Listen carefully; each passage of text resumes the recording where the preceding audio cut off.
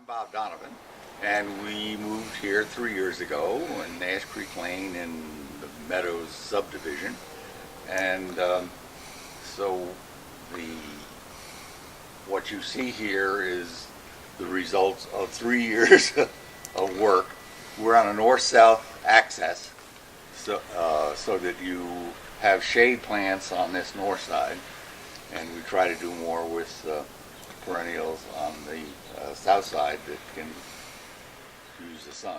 This is a strawberry that's used for a ground cover as opposed to the production of berries. It does have a berry, which the bears love to eat down in Big Sky, but it flowers all summer long. A delightful pink flower, and it makes a wonderful ground cover.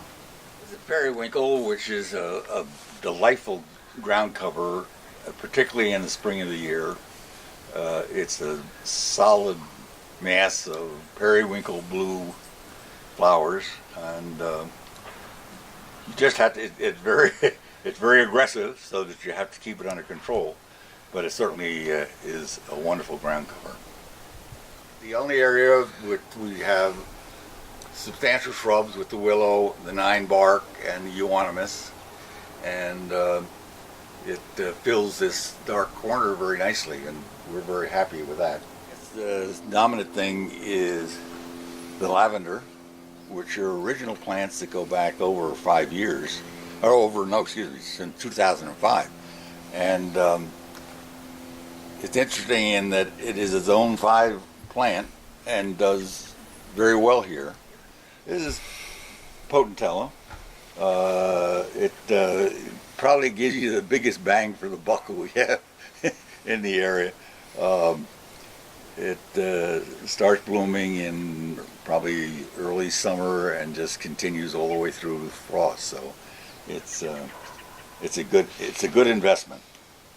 This is here again a member of our extended family who works at the recycling plant, and he reclaims metal as it comes through the plant and then styles it for it's very creative for artistic use. So he's done all of the work, all the metal work that you see on the patio.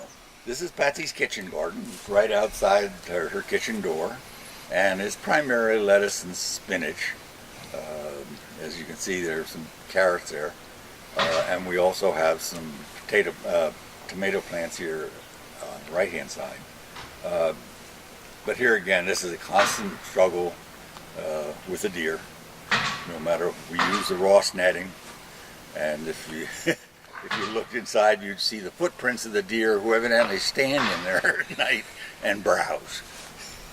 This is a rose bed, but 2 years ago I got hibiscus, and it's my pride and joy. I just love it. It's very late blooming. These buds don't come out until about mid-August, but it's a spectacular flower, and it certainly gives us a lot of pleasure. Well, this is off the bedroom, master bedroom, and I use it as my sanctuary spot.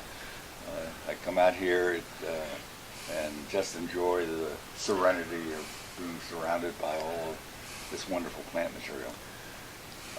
Here again, the problem always should be touched upon are the problems that you have with aspens. Already here you have trunks. If you want a good lawn, it's very difficult if an aspen is going to come to the surface of the lawn with their root structure.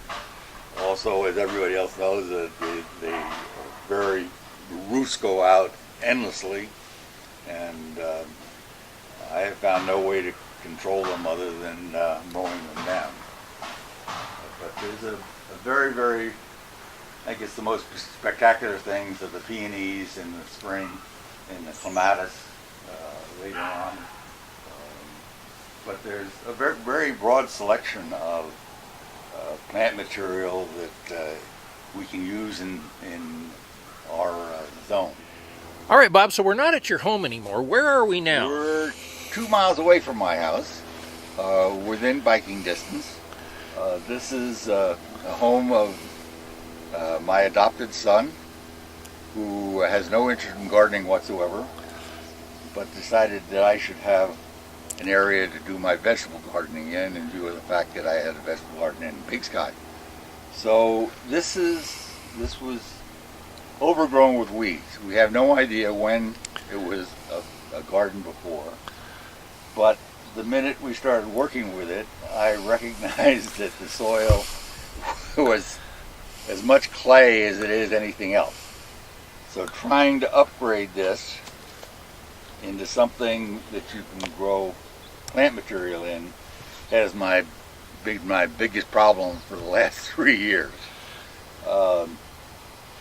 One of the things that occurred to me the other day is that the possibility of going to no-till gardening and not dealing with the subsoil that where you're going down, say, 6 to 8 inches and trying to create a seed bed.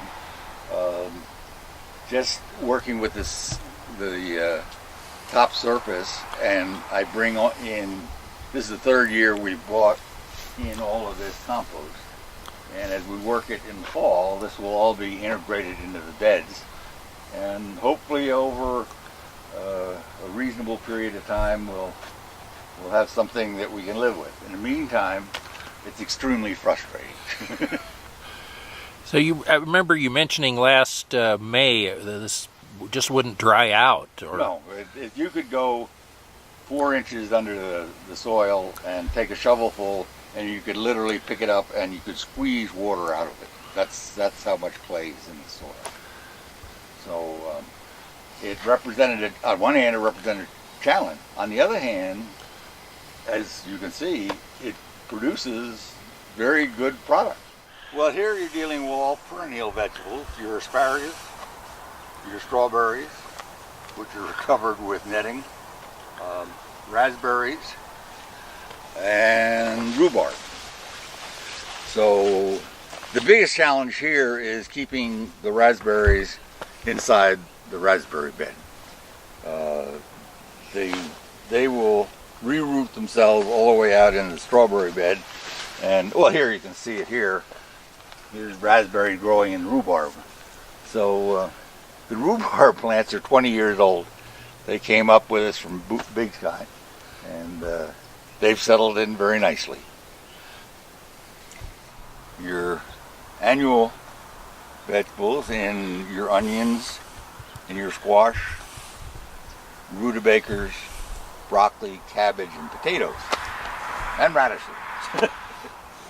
And here again, I complain about the clay, but when you get a very good product, but it is just a tremendous amount of work, and hopefully at some point I'll get it to the point where you can't use a tiller in it at all. It's all handwork. This is our first line of defense, and it's been about that successful too.